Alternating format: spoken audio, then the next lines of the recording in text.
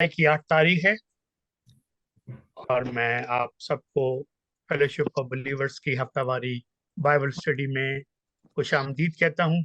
मेरी दुआ है कि आप सब कलाम पाक से जो प्यार करते हैं, जो सीखते हैं, जो सुनते हैं और जो सुनाते हैं, वो सब खुदावंद के जलाल के लिए हो और हम सब उसमें मिलकर एक ऐसी फोर्स बन सकें कि जैसे हम पिछले कई हफ्तों से ये कर रहे हैं कि मैं दुनिया का नूर हूँ, उसके ऊपर बात कर रही हैं।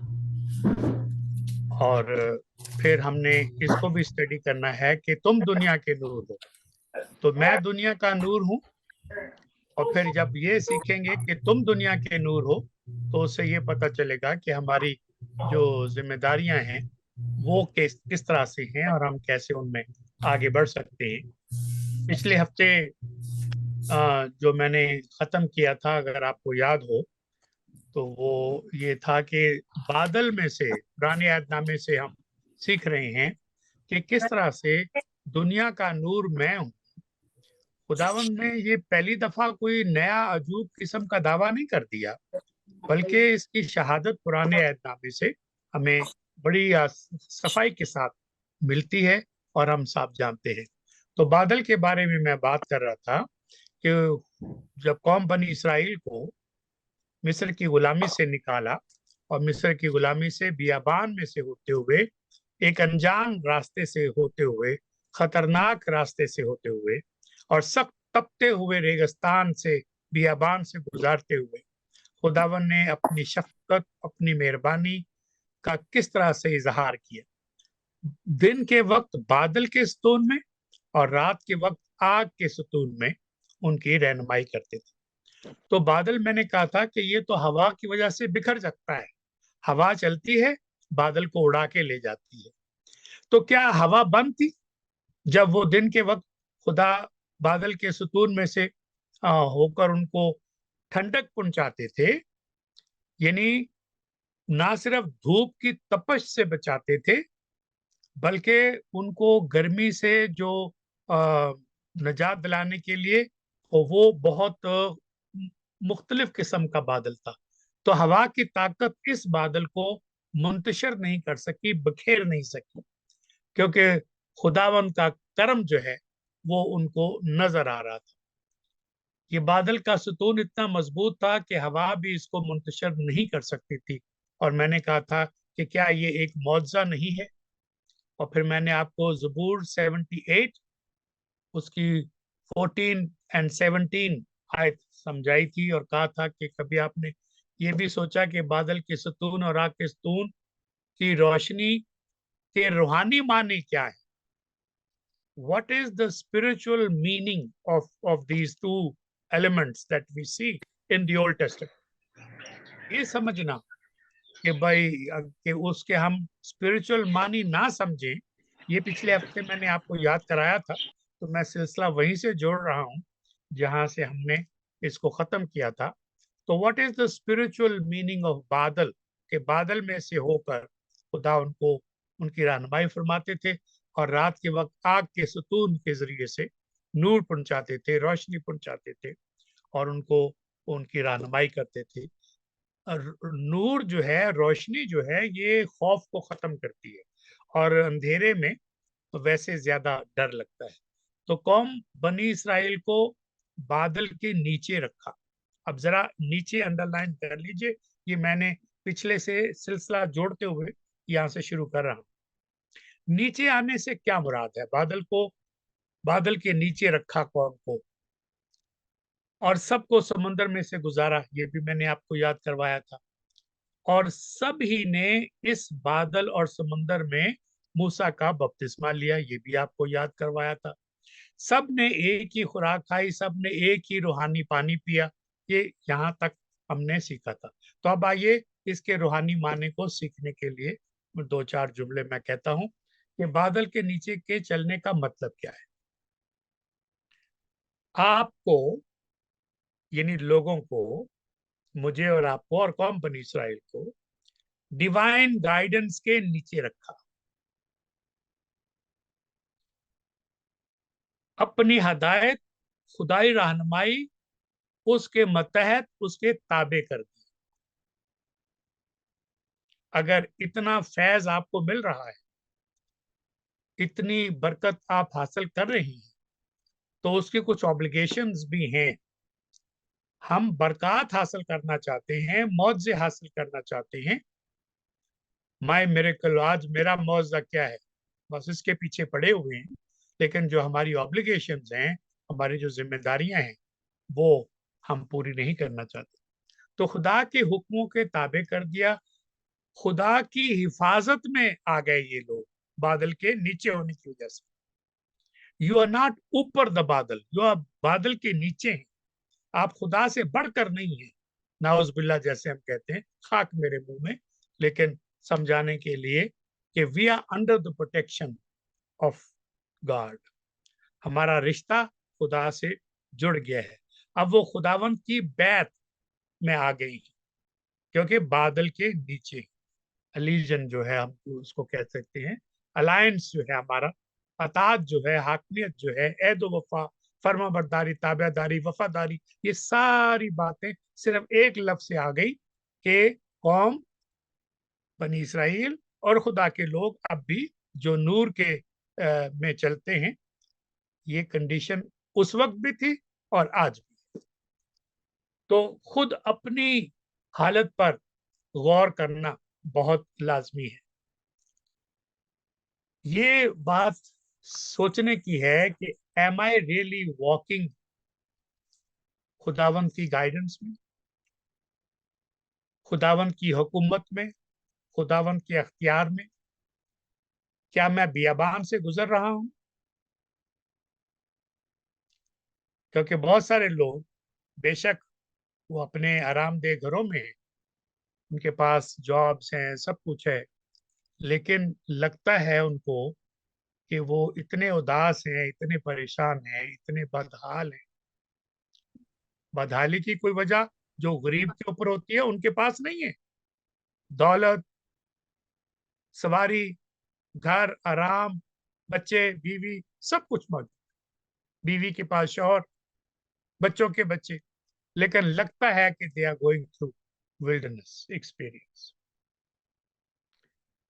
ये बादल खुदावंद यीशु मसीह की जात पाक की नुमाइंदगी और अलामत का निशान है। ये इसके रूहानी मानी है। खुदावंद यीशु मसीह की इंसानी फितरत, ह्यूमन नेचर को उसके जो वेल में है वो हम देख रहे हैं, पर्दे में। पर्दे में क्यों रखा गया? क्योंकि आप उसकी जो इलाही फितरत है, डिवाइन फितरत जो है, उसमें देख नहीं सकते। और अगर उसमें देखेंगे, मौत हो। पिछला हिस्सा दिखाया था आपको, याद मैंने करवाया था। मोसेस को देखना चाहते थे, लेकिन वो पर्दे में ही देखा, वेल में ही देखा, तो चेहरा उसका नूर से ऐसा भर गया कि उसको फिर नकाब पहनना पड़ा, क्योंकि लोगों उसके चेहरे को देखते थे, मर जाते थे। तो अब आप सबूत चाहते होंगे कि ये जो मैं बातें कह रहा हूँ, ये सिर्फ लॉजिक की बातें हैं या ऐसी सिलसिला जोड़ दिया कि जी बादल के नीचे का मतलब है गाइडेंस, बादल के नीचे का मतलब है कि हम उसके साथ जुड़ गए हैं, हमारी रहनुमाई हो रही है। तो अगर सबूत चाहते हैं तो सबूत है मकाशवा चैप्टर 10 वर्स 1।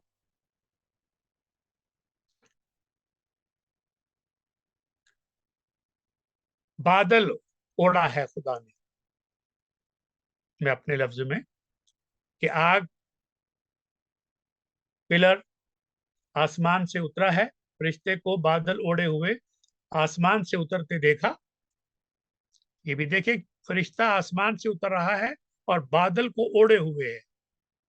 चेहरा आफताब जैसा है, सूरज की मानद है, और पांव आग के सतून की मानद है। खुदावन मसीह हमारी राह है। He is our way. Not only that he is showing you the way, he is the way. ये दोनों अब बातें फर्क हो गई कि यानी ना सिर्फ ये कि मैं राह हूं, मैं I am the way, but he is also showing you the वे। रास्ता आपको रास्ता दिखाता नहीं है, रास्ता तो हमेशा वहां रहता है, आप चले या ना चले, सड़कें तो वहां मौजूद हैं, आप चलें या ना चलें।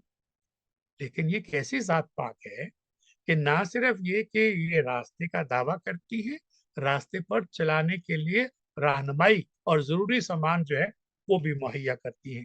तो खुदावंद हमारी राह है, हमारी रोशनी है, हमारा नूर है, और उस राह पर चलने के लिए खुदावन ने ये हमें दर्श दिया था, राह, हक और जिंदगी मैं हूं।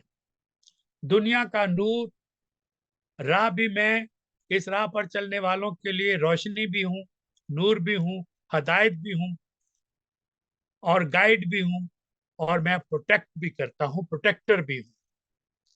अब ज़बूर साम 17 और उसकी 8वीं आयत, ज़बूर 17 वर्स 8, मुझे आंख की पुतली की तरह महफूज रख। जरा सोचिएगा, कहां से कहां जुबान के ऊपर, लफ्जों के ऊपर गौर फरमाइए। मुझे आंख की पुतली की तरह महफूज रख, मुझे अपने परों के साए में छुपा ले। क्या दुआ है, क्या खूबसूरत दुआ है। और हमें इससे वो प्रोटेक्शन जो खुदावन ने उनको दी, उससे ये सबक लेकर ये आयत इस तरह से हमारे सामने तहरीर कर दी गई है। अब तेरा महाफज तेरे पाँव को फिसलने ना देगा, ये भी आपको याद है राह, हक और जिंदगी के वाले से, कि तेरा महाफज तेरे पाँव को फिसलने ना देगा। ज़बूर 121 की 4 आयत भी याद कर लीजिएगा। देख, इसराइल का महाफज ना तो ऊँगेगा ना सोएगा। ये कैसा महाफिज है, ये कैसा आग का सुतून है, ये कैसा बादल का सुतून है। ना हवा इस बादल को बखेर सकती है, न तूफान इसका कुछ कर सकते हैं। ये सबसे अबव है, वही इज द क्रिएटर गॉड। तो आपको ये पूरा ज़बूर पढ़ना चाहिए, 121 जो है, मैं तो सिर्फ इशारे में कह रहा हूँ। तो मैं आपको दुनिया का नूर, इस नूर की अफादियत, अहमियत, हिफाजत, हदायत, रहनुमाई, मोहब्बत, कुर्बानी, नजात की बातें याद करा रहा हूँ। ये सारा कनेक्शन इस एक लफ्ज से कि मैं दुनिया का नूर हूं जुड़ा हुआ है। मोहब्बत, कुर्बानी, नजात, हिफाजत, हदायत, रहनुमाई। खुदावंद अपने लोगों के लिए उनकी मजलिस गाहों पर दिन को बादल और धुआं और रात को रोशनी, शोला पैदा करेगा। तमाम जलाल पर एक सायाबान होगा और एक खेमा होगा जो दिन को गर्मी में, दिन को गर्मी में सायादार मकान और आंधी और झड़ी यानी बारिश के वक्त आरामगाह और पनाह की जगह हो। देख लीजिए, एक लफ्ज मैं दुनिया का नूर हूं, कितनी बात। और ये सारी पुराने ऐतनामे से आपको बता रहा हूं। ये यसाया चैप्टर 4 वर्स 5 एंड 6 मैंने आपके सामने रखा है। यसाया चैप्टर 4 वर्स 5 एंड 6। अब ये है कि I have set an example that you should do as I have done for you. जो मैंने तुम्हारे लिए किया है, तुम्हें हदायत दी है, तुम्हारी हिफाजत की है, तुम्हें गुलामी से छुड़ाया है, तुम्हें प्रॉमिस लैंड की तरफ लाया है, तुम्हारी सारी बातों को कबूल किया है, तुम्हारे गुनाहों की बर्दाश्त की है, तुम्हारी नाफरमानी की बर्दाश्त की है, तुम्हारी थिक नेक जो है उसका उसका सब्र के साथ किया है। तो याद रखिए, ज़बूर 27 वर्स 1, खुदावन मेरी रोशनी है। तो दुनिया का नूर मैं हूं, साबित ये कर रहा हूं कि ये सिर्फ अंजील में ही नहीं है, पुराने ऐतनामे में यही ख्याल है। खुदावन मेरी रोशनी है, खुदावन मेरा नूर, खुदावन मेरी निजात है, मुझे किसकी दहशत, खुदावन मेरी जिंदगी का पुश्ता है, मुझे किसकी हैबत, मुझे किसका खौफ। रोशनी, he is the people's light, वो लोगों की रोशनी। खुदावंद की मौजूदगी में खुदावंद के लोगों के लिए फजल, खुदावंद का फजल काफी है, जिसको हम इंजॉय करते हैं, इस प्रोटेक्शन को, इस हदायत से खुश होते हैं। नंबर चैप्टर 6 वर्स 24-26 जरूर पढ़िएगा। Number chapter 6 verse 24-26। फिर खुदावंद का खादम कौमों के लिए नूर बनेगा। अब ये खुदावंद का खादम किसी बंदे की बात नहीं है, ये खुदावंद मसीह यीशु की बात है। तो कहीं ये किसी इंसान की तलाश में ना रहे। खुदावंद का खादम कौमों के लिए नूर बनाएगा, तो तुझसे मेरी नजात और जमीन के किनारों तक ये रोशनी पहुंचे। यसाया चैप्टर 49:6 वो भी जहन में रखिए, और गिनती चैप्टर 6 24-26 जरूर इसकी तलावत कीजिए। तो जमीन के किनारों तक, जैसे ये साक है, जमीन के किनारों तक ये रोशनी जाती है।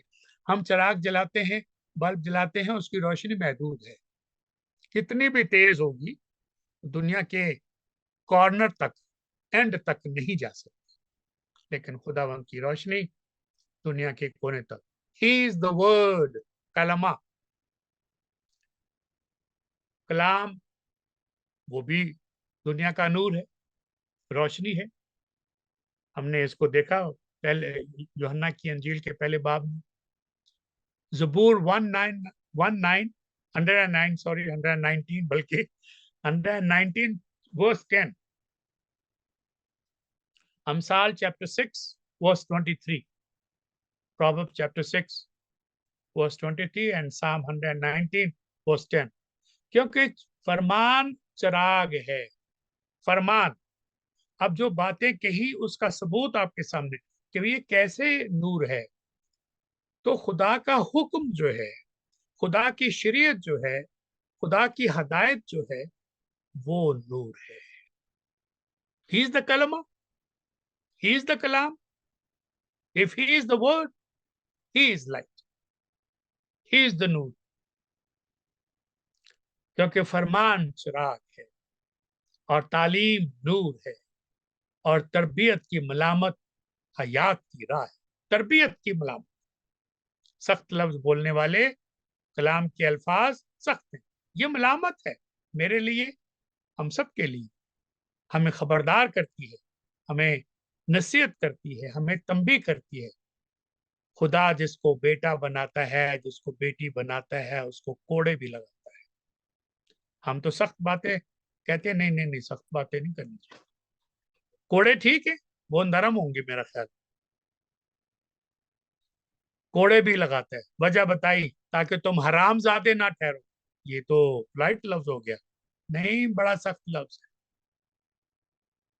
जिसको बेटा बनाता है, जिसको बेटी बनाता है, उसको कोड़े लगाता है ताकि तुम हरामजादे ना ठहरो।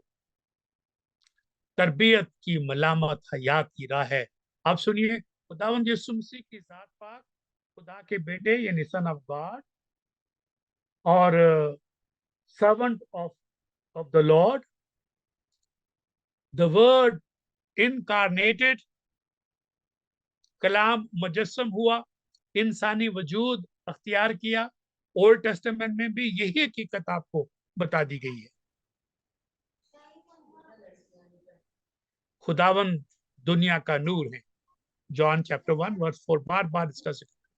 इंसानी वजूद में जाहिर होने से पहले, अब जरा ये जुमला तवज्जो से सुनिए, आप इसको जुबानी जानते हैं, लेकिन ठहर कर पढ़ने से, हौसले के साथ पढ़ने से बात कुछ और हो जाएगी।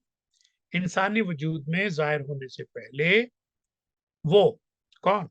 खुदावन। वो जिंदगी आदमियों का नूर थी, was the light of man. ये पहले की बात थी, पुरानी बात, पास्ट की बात। अब मुजस्सम होकर ये बात की बात है। हकीकी नूर जो हर एक आदमी को रोशन करता है दुनिया में आने को था। हर एक आदमी, क्या मतलब है हर एक आदमी? हर एक का मतलब हर एक होता है, मखसूस लोग नहीं, मखसूस कौम नहीं, खास जबान बोलने वाले लोग नहीं, खास इलाके में रहने वाले लोग नहीं, सब इंसानों को रोशन करता है। तो अगर हम इन बातों की तरफ गौर करें, John chapter 3 verse 19, gospel of John chapter 3 verse 19, और सजा के हुक्म का सबब बताया जा रहा है। सजा, जब हुक्म है तो सजा है, हुक्म नहीं है सजा नहीं है, ये दोनों लाजम और मलजूम जुड़े हुए हैं। तो अब सजा और हुक्म, इसका रिश्ता जोड़ा जा रहा है। सजा के हुक्म का सबब ये है, मकसद ये है, मुद्दा ये है कि नूर दुनिया में आया है। अब सजा क्यों है? क्योंकि आपको नूर दे दिया गया है, हर आदमी को दे दिया गया है, और आदमियों ने तारीकी को नूर से ज्यादा पसंद किया है। आज भी ऐसे ही हो रहा है। जॉन चैप्टर 3 वर्स 21, मगर जो सच्चाई पर अमल करता है, जो नूर पे चलता है, वो नूर के पास आता है। वो नूर के पास आता है, जो सच्चाई पर या नूर पर चलता है, या जो उसके हदायत पर चलता है, वही नूर के पास आता है। वजह, ताकि उसके काम जाहिर हों कि वो खुदा में किए गए हैं। He is bold, she is bold. That's why there is no problem. कोई गिल्टी फीलिंग नहीं है, कोई शर्म नहीं है, क्योंकि God has taken all our shame on the cross and set us free. इसलिए लोग पुरानी जिंदगी के बारे में, यार हुन बड़ा जीवन गया जी, मैं तेनू बचपन तो जानना, मैं तेरे जम्मन वालियां नू जानना। लो दस, यानी मेरे जम्मन वालियां तक पहुंच जाना, मैं तेरे जम्मन वालियां नू जानना। ओ भाई मुझे देखो, नहीं नहीं, मैं, मुझे नहीं पता ये पहले क्या था। तो पहले आप क्या थे? आप तो अभी भी वैसे ही हैं जैसे पहले थे, बल्कि पहले से ज्यादा तरक्की कर गए आप।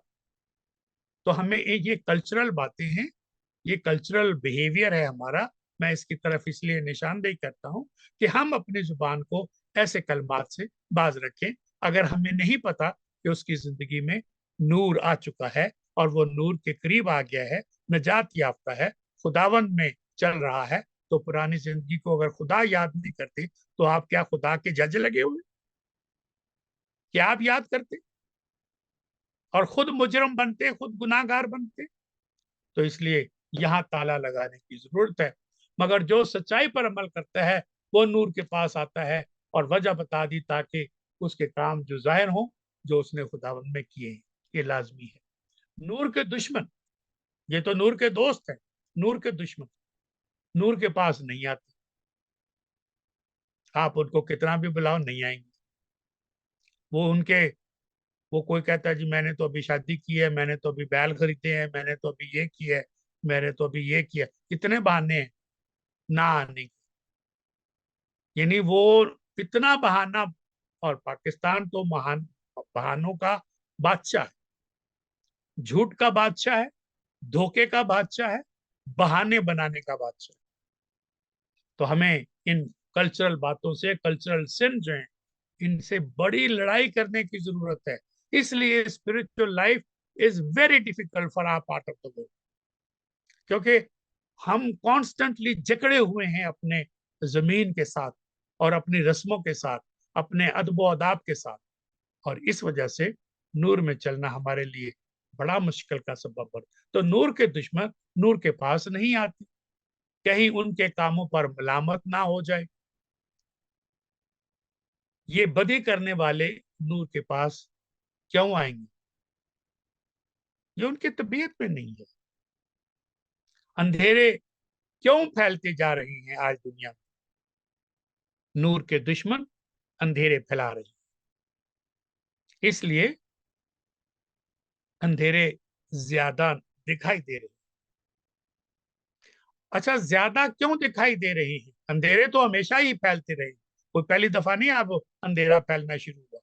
मैं आपको ऐसी ऐसी बातें बताऊं कि आपके रोंगटे खड़े हो जाएं कि किस तरह से लोग अपनी बेटियों के साथ, ये कोई अरब की बात नहीं कर रहा, किस तरह से अपनी बेटी पैदा होने के साथ उसके साथ क्या आचर करते थे, जानवरों के आगे डालते। ये तो एक मिसाल है। उस वक्त भी तारीकी बड़ी थी, अपने बच्चे खाते थे। आज मैंने, कल इसने कहा कि तो हम बच्चा खाते हैं क्योंकि काल पड़ गया, तो बादशाह से शिकायत की कि बादशाह सलामत, कल मैंने मेरा बच्चा पकाया और हमने खाया, अब आज मैं कहती हूँ इसका बच्चा पकाएं, तो ये आप अंदाजा कर सकते हैं? ये कलाम पाक में लिखा है। और बादशाह ने अपने कपड़े फाड़े और अंदर बाहर लोगों ने देखा कि उसने टाट पहना हुआ। ये तो मैं चंद मसाले दे रहा हूँ। तो अंधेरा कोई पहली दफा नहीं फैल रहा, अंधेरा हमेशा से ही फैला हुआ है। और उस वक्त भी जो लोग रहते थे वो भी मेरी तरह यही कहते थे, there is lot of darkness. आज भी मैं और आप कह रहे हैं कि हम बहुत डार्कनेस की तरफ जा रहे हैं। Darkness is growing by the second, not by minute, by the second. क्यों? उसका सबब ये है, you are filled with light. आपके दिलों पे खुदावन ने करम कर दिया। You have received the free grace of God, you believe in the free grace of God, you are able to see the darkness. दूसरे लोग darkness enjoy करते हैं and you feel very uncomfortable in such gathering, क्योंकि वहां पर वो आपकी तबीयत के मुताबिक नहीं होती।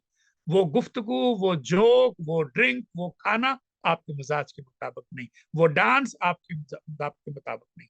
कल मैं शहनाज से बात कर रहा था, उसने कहा कि मैं यहाँ गुजरांवाला में हूँ। कह रही कि सर आप यकीन नहीं करेंगे कि यहाँ जो लड़कियां मुझे बता रही हैं और नौजवान लड़के मुझे बता रहे हैं कि उनके चर्चेज में क्या तालीम दी जा रही है, तो मैं तो सर पकड़ के बैठ गई।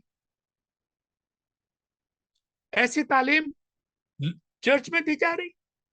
जी, ऐसी तालीम चर्च में दी जा रही। गंदी तालीम, बेहुदा तालीम, कलाम के खिलाफ तालीम। क्यों? क्योंकि तीन तालीम देने वाला अनपढ़ है, बगैर उस्ताद के है। और उस्ताद कौन है? पाक रूह है। इसलिए वो अपने मन की पसंद के देते हैं और गिराते और ठाते, पता नहीं क्या क्या फूंके मारते। अब ये बातें, मुझे पता है आप कहते हैं कि हमें नहीं करनी चाहिए, जो दूसरा करता है, नहीं नहीं, ये आपका नजरिया हो सकता है, मेरा नहीं। मेरा नजरिया ये है कि अगर आप इस चीज को बयान नहीं करेंगे, इसका जिक्र नहीं करेंगे, हमारे जो नौजवान बच्चे हैं उनको मैं खबरदार कैसे करूं? तो ये मेरी जिम्मेदारी है कि बुराई का जिक्र करना बहुत जरूरी है। कलाम ने किया तो मैं क्यों ना, खुदावन ने किया तो मैं क्यों पढ़ते डर? इस वजह से सजा का हुक्म भी बता दिया और उसकी वजह भी बता दी। तो मलामत होगी, बुराई करने वाले नूर से दूर रहते हैं और अंधेरे क्यों फैल रहे हैं? क्योंकि हम समझदार हो गए हैं और रोशनी में और अंधेरे में फर्क कर सकते हैं। की जात पाक के अलावा कोई और नूर है ही नहीं। यही हमारा ईमान भी है, यही हकीकत भी है। और आप इस हकीकत पर गौर कर ले, देर इज नो अदर नूर बिसाइड लॉर्ड जीसस क्राइस्ट। ये नूर जिंदगी का नूर है, लाइट ऑफ लाइफ है। क्यों? इसलिए कि ये नूर लाइफ गिविंग है। अब इसका सबूत क्या है कि नूर इज लाइफ गिविंग? आपको इसका सबूत तो चाहिए होगा। मैं आपका कहीं इसका और सबूत नहीं देना चाहता, सिर्फ अपनी जिंदगी के ऊपर नजर दौड़ा लें। आपको सबूत ना मिले तो मुझे पकड़ लीजिएगा। What you were before and what you are now, that is the proof, living. Psalm 36 verse 9, आपको याद होगा, 36:9। क्योंकि जिंदगी का सरचश्मा तेरे पास है। Is not just life, he is जिंदगी का सरचश्मा। मेरे नूर की बदौलत, तेरे नूर की बदौलत हम रोशनी पाएंगे, देखेंगे। और हमने देखी रोशनी। तारीकी क्यों नजर आ रही है? क्योंकि हम नूर के साथ चलते हैं। मैं फिर इस आयत को पढ़ना चाहता हूं, क्योंकि मेरी नजर में ये इतनी खूबसूरत आयत है। और इस बात के जो सवाल मैंने उठाए, उसकी उसका जवाब है, क्योंकि जिंदगी का सरचश्मा तेरे पास है खुदावन। तेरे नूर की बदौलत, तेरे नूर की वजह से हम रोशनी देखेंगे। और हमने तो देख ली है, वो देखेंगे, क्योंकि incarnation of Christ was not there yet, and we have seen that रोशनी। आपको ये बातें इसलिए बता रहा हूं, इसलिए सिखा रहा हूं, ताकि आप जान जाएं कि आप जाती तौर पर बड़े इफेक्टिव हैं, बड़े मुअस्सर। आप अच्छी तरह समझ जाएं in relation to the living and life giving light of the Lord, ताकि आप उस रिलेशनशिप को, उस ताल्लुक को अच्छी तरह से जान सकें।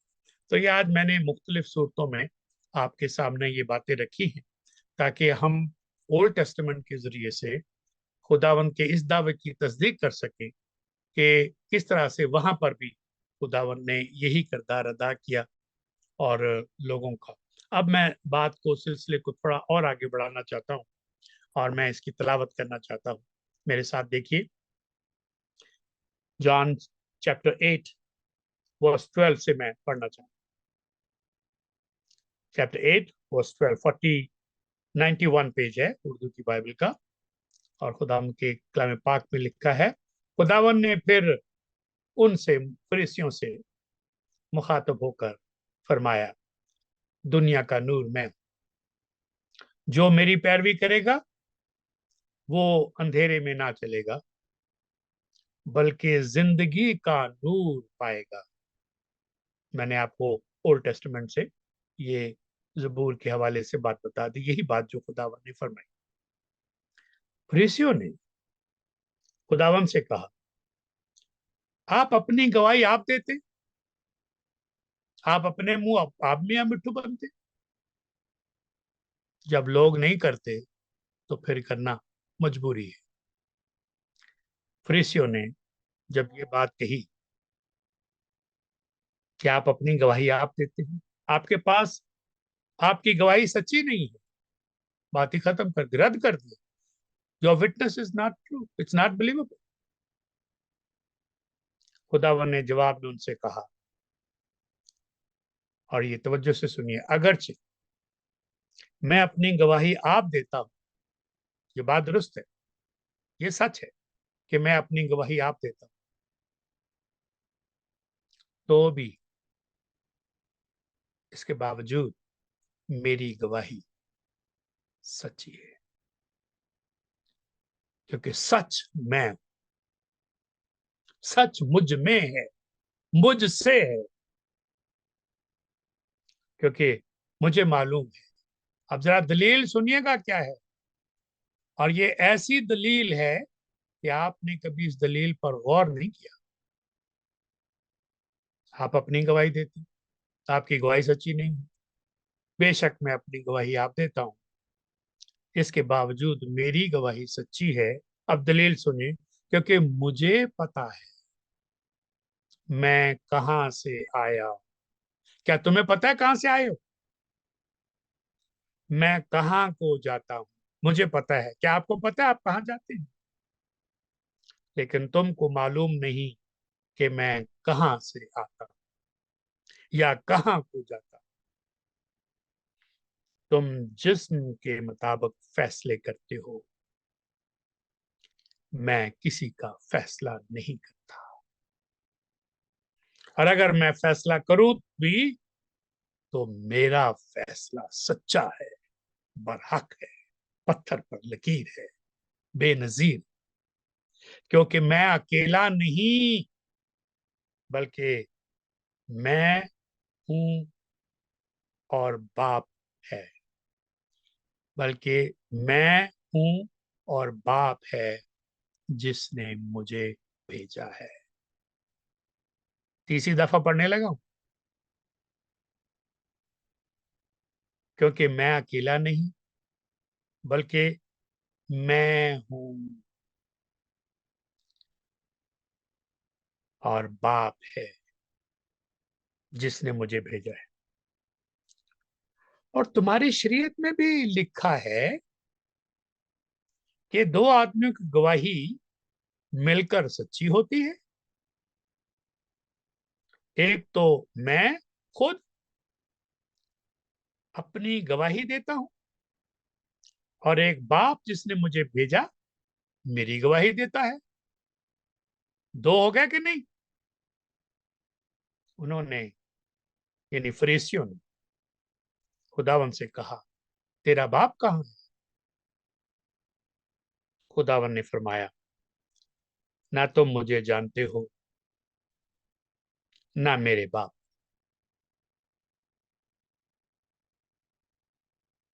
अगर मुझे जानते तो मेरे बाप को भी जानते। खुदावन ने हैकल में तालीम देते वक्त ये बातें बैतुल माल में कही, और किसी ने उसको ना पकड़ा। अंदर आग लगी हुई, ये बातें सुनकर कत्ल करना चाहते थे उसी वक्त। हम आलम हैं, हम बिशप हैं, हम यहाँ सरदार काहे नहीं, हमने चोगे पहने हैं, लोग हमारी इज्जत करते हैं, और आप हमें ऐसी बातें करते, मीठी मीठी, इतनी कड़वी बातें, सबके सामने हमारी बेइज्जती करते। ये सिखाया आपको कि बड़ों की इज्जत नहीं करनी, इतने चोगे पहनने वालों के खिलाफ बातें नहीं करनी? कि मैंने यहीं से सीखा है। लेकिन किसी ने खुदावन को ना पकड़ा, क्योंकि अभी तक उसका वक्त ना आया। Nobody can kill me unless it is permitted. There is no room for fear if you believe in the light. डरना किस बात, खौफ किस बात? क्यों नहीं पकड़ा? क्योंकि अभी तक खुदावन का वक्त ना आया था। ये वो बातें हैं जिसका जिक्र मैं तफसील के साथ आइंदा दिनों में आपके सामने करूंगा, ताकि हम इस बात को अच्छी तरह से समझ जाएं कि हम क्या सीखना चाह रहे हैं, क्या समझ रहे हैं, और क्या बताना चाहते हैं कि नूर क्या होता है, इसकी गवाही क्या होती है।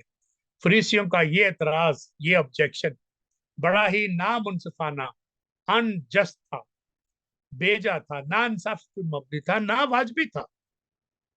क्या बुजुर्ग मूसा और दूसरे नबियों ने अपने बारे में खुद अपनी गवाही नहीं दी थी? सोचिएगा, क्या मूसा ने अपने बारे में अपनी गवाही खुद नहीं दी? दूसरे अंबिया ने अपनी गवाही खुद नहीं दी कि मैं कौन हूं और मेरी क्या हैसियत है? तो ये एतराज कि तुम अपनी गवाही आप देते हो, उसका जवाब देते हो। क्या इन फरीसियों ने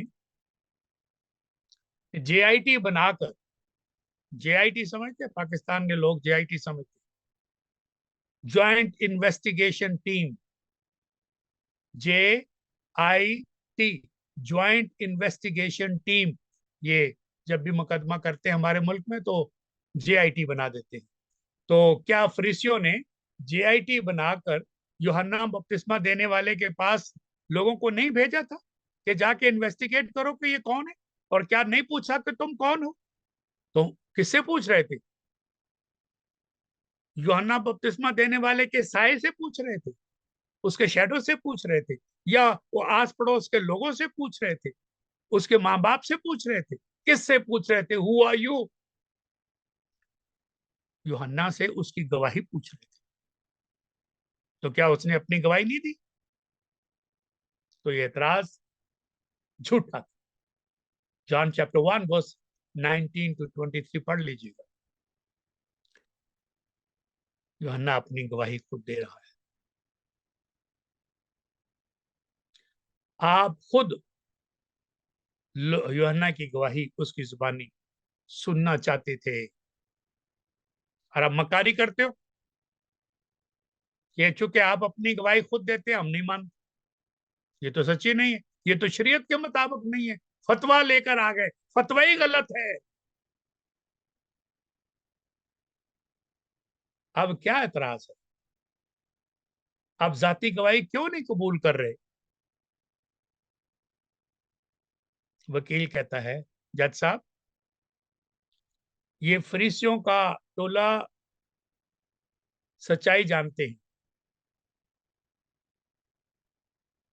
जज साहब ये सच्चाई जानने का दावा करते हैं, ये सच्चाई देख रहे हैं। ये तो सच्चाई जरा बारीक नुक्ता है, तवज्जो कायम रखिए। जज साहब ये फरीसी सच्चाई का दावा करते हैं कि हम सच्चाई को जानते हैं, उस सच्चाई का प्रचार करते हैं, जिक्र करते हैं, तकरीरें करते हैं, उस सच्चाई के नाम पे जिंदगी कमाते हैं। आज सच्चाई इनके सामने खड़ी है, फिर भी सच्चाई पर इल्जाम नहीं।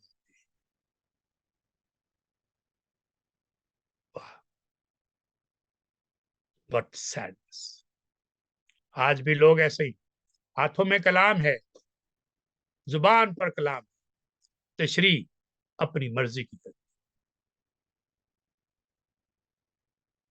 कलाम पाक का नजूल आला दिमाग पर नहीं होता, पाकीज़ा दिमाग पर।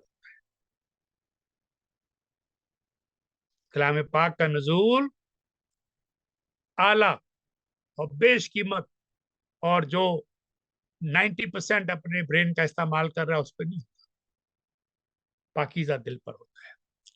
अक्सर जो लोग दूसरों की जिंदगियों में झांकते रहते हैं ना, उनका अपना गिरेबान फटा हुआ होता है। फरीसियों ने उन तमाम गवाहों को कबूल नहीं किया जो दूसरे लोगों ने खुदावंद के मुतल्लक दी थी। दूसरा नुक्ता पेश कर, कितने लोगों ने, जिनकी आंखें रोशन कर दी गई, जो कोड़ी थे, जो लंगड़े थे, जो मुर्दा थे, जिनको खुदावन ने शफा अता की, उन्होंने तो गवाहियों के बादल बना दिए, पहाड़ बना दिए, नीचे से लेकर ऊपर तक चले गए। तुमने उनका हुक्का पानी बंद कर, तुमने उनको हैकल से निकाल दिया, और कहते हैं तुम अपनी गवाही आप देते हो। तो जब दूसरे देते हैं वो भी नहीं सुनते, जो शरीयत में लिखा है वो भी नहीं मानते, खुद करते हो मांगते हो वो भी नहीं। तो मैं वो बारीकियां आपके सामने रखता हूं ताकि आपको अंदाजा हो सके, एक बात समझाने के लिए कि वो गवाही क्यों नहीं मानते। तो दूसरों की गवाही भी कबूल नहीं करते, खुदावंद की गवाही को भी कबूल नहीं करते। अब खुदावंद अपनी गवाही आप देते हैं तो इस पर भी शक करते, इस पर भी एतराज। जाएं तो जाएं कहाँ? खुदावंद की गवाही एक या दो लोगों की गवाही नहीं थी, इससे ज्यादा लोगों की गवाही मौजूद थी। यूहन्ना का की अंजील से 5वां बाब 30 to 47 पढ़ लीजिएगा, लंबा है, मैं पढ़ूंगा नहीं। John chapter 5 verse 30 to 47। अगर मैं खुद अपनी गवाही दूं तो मेरी गवाही सच्ची नहीं, एक और है जो मेरी गवाही देता है, और मैं जानता हूं कि मेरी गवाही जो वो देता है सच्ची है। तुमने यूहन्ना के पास पैगाम भेजा, यूहन्ना ने सच्चाई की गवाही दी, लेकिन मैं अपनी निस्बत इंसान की गवाही कबूल ही नहीं करता। कर लो जो कर, ये खुदावंद कहता है। मैं तो अपने बारे में किसी इंसान की गवाही कबूल ही नहीं करता, तो भी मैं ये बातें इसलिए कहता हूं कि तुम नजात पाओ। यूहन्ना बपतिस्मा देने वाला जलता और चमकता हुआ चिराग था, जलता और चमकता हुआ चिराग था, और तुम्हें कुछ अर्सा तक उसकी रोशनी में खुश रहना मंजूर हुआ। लेकिन मेरे पास जो गवाही है वो यूहन्ना की गवाही से बड़ी है। सुनिएगा, मेरी गवाही यूहन्ना की गवाही से कैसे बड़ी है। खुदा फरमाते हैं क्योंकि जो काम बाप ने मुझे करने को दिए हैं, यानी यही काम जो मैं करता हूं वो काम मेरे गवाही। दूसरा नुक्ता आ गया। तो मैं सिर्फ लोगों की गवाही पे भरोसा नहीं करता, वो काफी नहीं, मैं अपनी गवाही देता हूं, मेरी गवाही सच्ची है। बाप ने मुझे भेजा है, बाप गवाही देता है, कलाम गवाही देता है, मैं कलाम, आई एम द वर्ड। अब मेरे काम बोलते हैं, वही मेरे गवाह है। बाप ने मुझे भेजा है और बाप जिसने मुझे भेजा है उसने मेरी गवाही दी है। तुमने ना कभी उसकी, यानी मेरे बाप की आवाज सुनी, ना उसकी सूरत देखी। तुमने कभी मेरे बाप की आवाज सुनी नहीं, ना कभी उसकी सूरत देखी।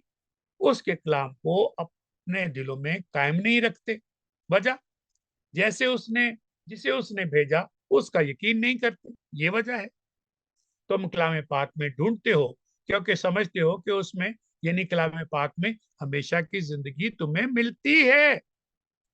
और फिर ये वो है जो गवाही देता है। फिर भी तुम जिंदगी पाने के लिए मेरे पास नहीं आते। मैं आदमियों से इज्जत नहीं चाहता,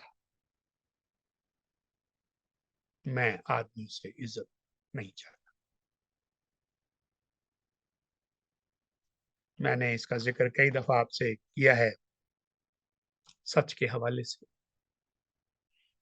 लोगों से मैं कई दफा बातें करते हुए पूछता हूँ कि आप को सच्चाई पसंद है? जी जी जी, सच्चाई पसंद। आप सच्चाई का जिक्र करते हैं? जी बिल्कुल, हमेशा। आपको सच्चाई पसंद है? आपने कहा हाँ, मैं मानता हूं।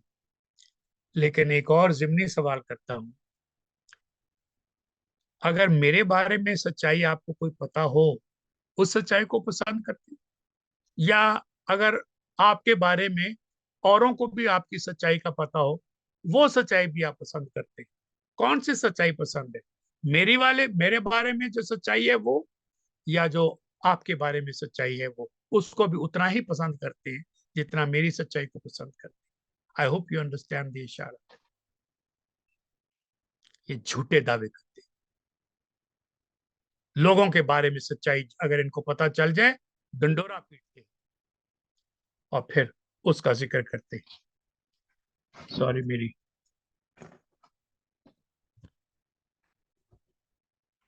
बैटरी डाउन हो गई। आज मेरा बड़ा कंप्यूटर काम नहीं कर रहा, तो चले। और दूसरी बात, अगर आपको सच्चाई पसंद है, आपको तन्हाई पसंद है, लोनलीनेस पसंद है? नहीं नहीं, मैं तो, I am a party person, I am a people's person.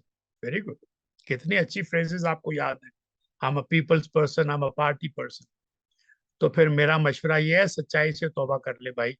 सच्चाई ना बोला कर।